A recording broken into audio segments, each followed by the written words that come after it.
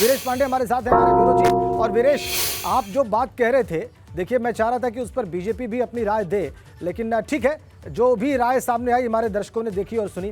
वीरेश, आप बता रहे थे कि बहुत सारे नाम थे, तेज प्रताप यादव का नाम फाइनल था, लेकिन प्रोफेसर रामगोपाल यादव की वजह से डिंपल यादव मैनपुरी में समाजवादी पार्टी के उम्मीदवार है। देखिए, सोर्सेज से मेरे पास खबर है कि अखिलेश यादव ने पार्टी के अंदर और घर के परिवार के सभी लोगों ने तेज प्रताप यादव को कह दिया था कि चुनाव लड़े, और धर्मेंद्र यादव ने भी कह दिया था, उनके नाम पर सहमति जता दी, क्योंकि धर्मेंद्र यादव भी एक कैंडिडेट थे, आजमगढ़ में उपचुनाव लड़ चुके थे और माना यह जा रहा था कि धर्मेंद्र यादव मैनपुरी से पूर्व सांसद रह चुके हैं, वो चुनाव जीत चुके हैं, मैनपुरी में वो रहते भी हैं और उनका 1-to-1 बहुत अच्छा है, लोगों से वो मिलते जुलते हैं, घर से दरबार भी उनका लगता है और समाज में उनकी पकड़ भी है। तो ऐसे में धर्मेंद्र यादव चुनाव लड़ेंगे, लेकिन तेज प्रताप यादव के प्रति इमोशनल भाव रखते हैं अखिलेश यादव। जो समाजवादी पार्टी को जानता है वो ये जानता है कि परिवार में सबसे ज्यादा अगर अखिलेश यादव किसी को मानते हैं, डिंपल यादव किसी को मानते हैं, तो वो तेज प्रताप यादव हैं, और तेज प्रताप यादव पर सबसे ज्यादा भरोसा करते हैं अखिलेश यादव और उनकी पत्नी डिंपल यादव। ये सभी को पता है कि, और गांव को भी पता है, सैफई को भी पता है, मैनपुरी को भी पता है, रिश्तेदारों को भी पता है, घर वालों को भी पता है कि तेज प्रताप यादव सबसे करीबी है अखिलेश यादव के। और निश्चित रूप से इसी इमोशन के तहत तेज प्रताप यादव को प्रतिनिधि के तौर पर, तेज प्रताप यादव को प्रतिनिधि के तौर पर हमेशा वहां पर देखा गया है। मुलायम सिंह यादव के प्रतिनिधि के तौर पर वो काम करते रहे हैं। मुलायम सिंह यादव जब सांसद रहे तो उनके प्रतिनिधि तेज प्रताप रहे, लेकिन कुल मिलाकर जो अंतिम समय में फैसला किया है रामगोपाल यादव ने, रामगोपाल यादव से जब उनकी मीटिंग शुरू हुई अखिलेश यादव की, तो उस मीटिंग में रामगोपाल यादव ने कहा कि मुलायम सिंह यादव की ये सीट है और ये बहुत ही निर्णायक सीट है और इस सीट को हम गंवा नहीं सकते। अगर अखिलेश यादव जी आप चुनाव लड़े, ये रामगोपाल यादव ने अखिलेश यादव को सुझाव दिया कि अगर आप चुनाव लड़े तो आप लड़ सकते हैं, सबसे बेहतर कैंडिडेट आप होंगे, और नहीं तो डिंपल यादव के नाम पर विचार कीजिए और डिंपल यादव को चुनाव लड़ाइए। मेरा सुझाव, मेरी बुद्धि, मेरा विवेक,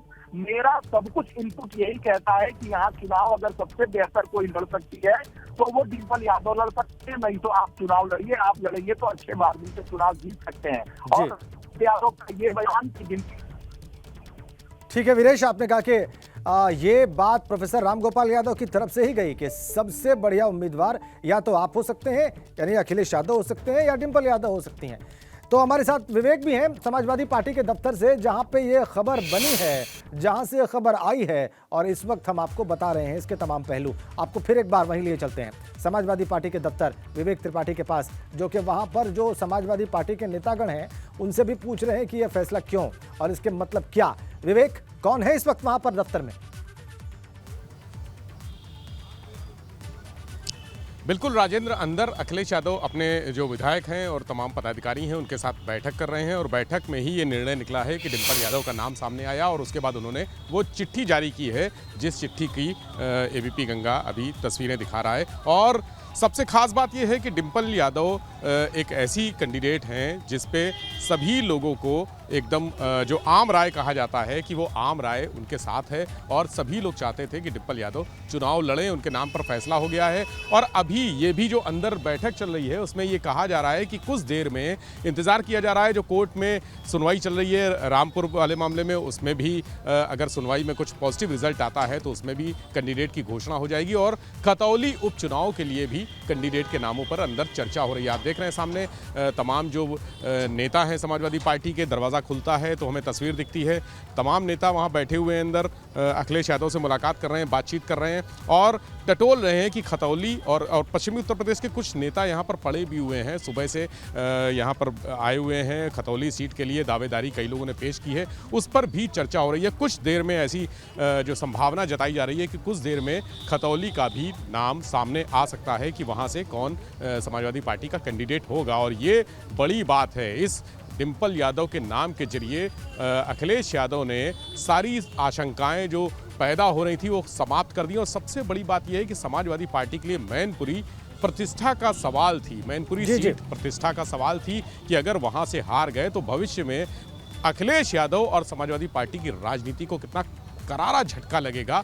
ये सोच रहे थे सभी लोग कि अगर मैनपुरी की सीट हार जाते हैं, रामपुर से बहुत ज़्यादा फर्क नहीं पड़ता है, प्रतिष्ठा का सवाल वो भी है, लेकिन वहाँ पर फोकस नहीं था। चूंकि समाजवादी पार्टी के लिए मुलायम सिंह यादव की वो सीट वहाँ से हारना एक बड़ा सवाल होता, बड़ा प्रश्न चिन्ह लग जाता सारे नेताओं पर, चाहे वो राम गोपाल यादव हों या अखिलेश यादव हों या कोई भी नेता, शिवपाल यादव पर भी सवाल उठते। तो ऐसे में आज डिंपल का नाम घोषित करना उसमें तय हो गया है कि समाजवादी पार्टी ने अपनी प्रतिष्ठा बचाने के लिए और भविष्य की राजनीति में सक्रिय रूप से बने रहने के लिए ये फैसला लिया है। और इस फैसले को लेकर सभी यहाँ जो भी हैं वो उत्साहित हैं। ये फैसला समाजवादी पार्टी के नेताओं में, कार्यकर्ताओं में और मैनपुरी की जनता में एक जोश और उत्साह का संचार भी करेगा, ये बड़ी बात है। और हमारे साथ हमारे ब्यूरो चीफ वीरेश पांडे जी भी आ गए हैं समाजवादी पार्टी के मुख्यालय। सर, आप तो नजर रखे हैं शुरू से डिंपल पर, क्या लग रहा है आपको कि ये फैसला समाजवादी पार्टी ने क्यों लिया?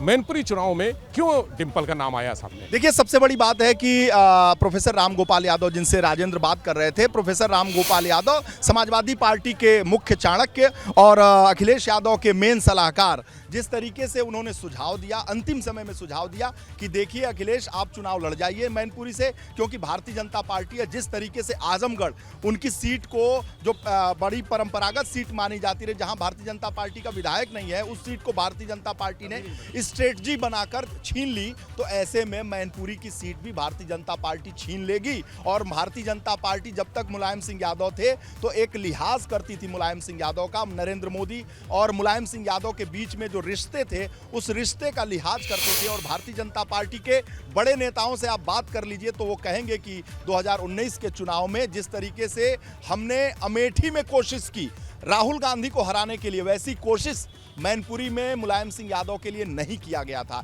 एक लिहाज था, एक रिस्पेक्ट, एक सम्मान था, इसलिए वो रिश्ते हमने निभाए। लेकिन अब मुलायम सिंह यादव है नहीं। ऐसे में मैनपुरी लोकसभा की सीट के अंतर्गत सैफई गांव आता है। समाजवादी पार्टी को अगर राजनीति करनी है और ऐसे में अपने अस्तित्व को जिंदा रखना है तो ऐसे में उसे मैनपुरी चुनाव जीतना ही होगा। और राम गोपाल यादव ने सुझाव दिया अखिलेश यादव को कि विधायकी का आप जो है सीट छोड़ दीजिए, लेकिन मैनपुरी जो मुलायम सिंह यादव पार्टी के संस्थापक, पार्टी का सम्मान, पार्टी की इज्जत, पार्टी के रहनुमा, पार्टी के सब कुछ मुलायम सिंह यादव ने जो किया है, वैसे मुलायम सिंह यादव को आप ऐसे उनकी खाली हुई सीट को हरा नहीं सकते। ऐसे में आप चुनाव लड़िए। अगर आप नहीं लड़ते हो तो डिंपल यादव से बेहतर कोई कैंडिडेट नहीं होगा। तेज प्रताप यादव को आश्वासन अखिलेश यादव दे चुके थे, घर के लोग दे चुके थे, यहां से लेकर बिहार तक उनके ससुर लालू यादव और उनके जो साले साहब हैं तेजस्वी यादव उप मुख्यमंत्री, उन तक भी बता दिया गया था। तेज प्रताप यादव को भी बता दिया गया था, उनके दूसरे साले को, कि भैया आप लोग बिहार से अपना समय निकाल लो और सैफई और मैनपुरी में आके अपने जीजा जी के लिए प्रचार करो। लेकिन जीजा जी के लिए प्रचार करने की बात तो दूर हो गई, लेकिन चाची जी जो तेज प्रताप यादव के चाची हैं डिंपल यादव, अब वो चुनाव लड़ेंगी। अखिलेश यादव, मैं कह सकता हूं कि समाजवादी पार्टी के दूसरी सबसे बड़े नेता, जी हां, अखिलेश यादव के बाद समाजवादी पार्टी की दूसरी सबसे बड़ी नेता डिंपल यादव कैंडिडेट हैं। और ये देखिए, समाजवादी पार्टी के प्रखर वक्ता और सब बातों पर बेबाक राय रखने वाले, ये बताइए भाभी, आप लोगों की भाभी जी क्यों कैंडिडेट होंगी? राम गोपाल जी तो कह रहे हैं कि उनसे अधिक मार्जिन से कोई जीतेगा नहीं। इतिहास, जिसको इतिहास कायम होगा, इस बार इतिहास दर्ज होगा कि मैनपुरी सीट से समाजवादी पार्टी की कैंडिडेट पूरे देश में एक इतिहास कायम करेंगे। आज तक उतने वोटों से कोई जीता नहीं होगा। अच्छा, क्योंकि कार्यकर्ता बहुत उत्साहित है, कार्यकर्ता का मत था। कार्यकर्ता इस बार डर गए क्या कि इस बार भाजपा जिस तरह से आजमगढ़ में रगड़ दी थी, यहाँ भी रगड़ देगी? अब वही डर गए, हार गए। कैंडिडेट जैसे डिक्लेयर होता है तो आप डर गए, हार गए करने। ये बताओ कि भारतीय जनता पार्टी में परेशानी हो सकती है, बौखलाहट हो सकती है, क्यों हैं ही, वो तो परेशान हो ही गए। लेकिन समाजवादी पार्टी के कैंडिडेट, समाजवादी पार्टी के जो कार्यकर्ता थे, वो लगातार ये मांग कर रहे थे। तो इस फैसले से कार्यकर्ता और हम लोग बहुत उत्साहित हैं कि एक कैंडिडेट ऐसा मिला है जो रिकॉर्ड तोड़ मार्जिन से जीतेगा। तेज प्रताप यादव भी तो वहाँ के पूर्व सांसद हैं। मैं कह रहा हूँ, तो भाई बात कोई भी लड़े, पार्टी का फैसला होता है ना। पार्टी जिसको कार्यकर्ता जिसको मांगता है, पार्टी जिसको फैसला करती है, वही चुनाव लड़ता है। अच्छा, आप भी तो अखिलेश जी के बड़े सलाहकार हैं, तो आपने भी सलाह दी क्या? भाई देखिए, जो अच्छा कैंडिडेट होता है उसके बारे में आपने सलाह दी कि इस बार धर्मेंद्र जी के लिए आपने सलाह ली थी। मुझे याद है कि जब धर्मेंद्र यादव को कैंडिडेट नहीं बनाया जा रहा था तो आपने सलाह दी थी अखिलेश जी को कि धर्मेंद्र जी को वहां आजमगढ़ से बनाइए। हम लोग कौन सलाह, हाँ ये चीज़ है, एज ए कार्यकर्ता, पार्टी कार्यकर्ता, कोई मैं अकेला नहीं हूँ। जब पार्टी की बात होती है तो सारे कार्यकर्ता अपनी अपनी सलाह देते हैं। पूछो, ये लोग भी तो देते होंगे सलाह। निश्चित रूप से देना चाहिए। तो भाई पार्टी की बात है, पार्टी के फोरम पे सब सलाह देते हैं। जो पार्टी के हित की बात होगी सारे कार्यकर्ता देते हैं। तो एज ए कार्यकर्ता हमें भी बनता है। तो हम लोग जितने लोग हैं सब कार्यकर्ताओं की मांग यही थी कि डिम्पल जी को लड़ाया जाए वहाँ से। अब उनका नाम जब अनाउंस हुआ है तो हम सभी कार्यकर्ता बहुत खुश हैं। खुश तो आप हैं, चेहरे पे वो खुशी दिख रही है, क्योंकि आपको लगता है कि डिम्पल यादव से बेहतर कैंडिडेट वहाँ कोई नहीं हो सकता। पार्टी के पास ऐसा कोई कैंडिडेट ही नहीं है जो डिम्पल से बेहतर। फिलहाल मैनपुरी में और जीतने के लिए भारी मतों से जीतने की बात हो रही है। उनसे अच्छा कैंडिडेट अभी जो पार्टी ने फैसला किया है तो तय है कि उनसे अच्छा कैंडिडेट नहीं। डिसीजन तो पार्टी लेती है ना, और कार्यकर्ता जब अपने मत जाहिर करता है तो जाहिर सी बात है जो कार्यकर्ता जिस पे मत जाहिर करता है वही सबसे बेस्ट कैंडिडेट होता है। एक दो सवाल लोगों के जहन में भी है, पार्टी के कार्यकर्ताओं में भी है कि घर के अंदर ही दो पूर्व सांसद हैं, एक धर्मेंद्र यादव पूर्व सांसद मैनपुरी, एक तेज प्रताप यादव मैनपुरी के पूर्व सांसद। ऐसे में उनको टिकट न देकर डिम्पल जी को टिकट देने के पीछे का कारण? कमाल की बात है, अभी सवाल ही हमारे समझ में नहीं आया, ना कार्यकर्ता समझ में आया। आप तो लड़ाने वाला सवाल पूछ रहे हो यार। जब बात हो गई कि कार्यकर्ता का मत है, पार्टी का मत है, तो जबरदस्ती यहाँ ये है वहाँ वो है। एक अगर झगड़ा नहीं लगा पा रहे तो और कुछ सोचो अच्छा सा। मैंने झगड़ा लगाने के लिए कुछ जरूरी है, मसाला कुछ बोला। सीधी सी बात है, ये पार्टी का फैसला है। आप अभी किसी और को मिला होता तो उनको क्यों नहीं दिया गया, ऐसा क्यों हो गया? अगर उसको मिला होता तो उसको क्यों दिया गया, ऐसा क्यों हो गया? मतलब प्रभु माफ करो यार, काहे को यार। तो यार पार्टी, आखिरी सवाल, ऐसा लगता है कि स्क्रिप्ट लिख के बीजेपी दे देती है क्या?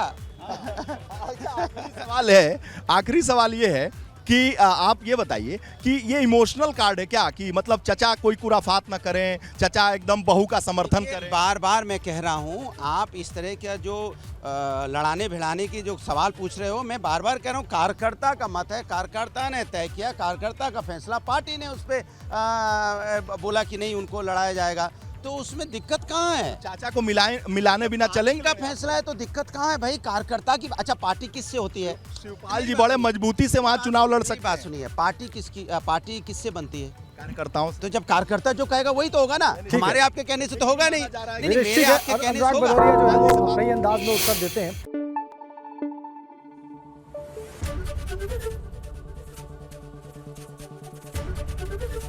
एबीपी गंगा, खबर आपकी, जुबान आपकी।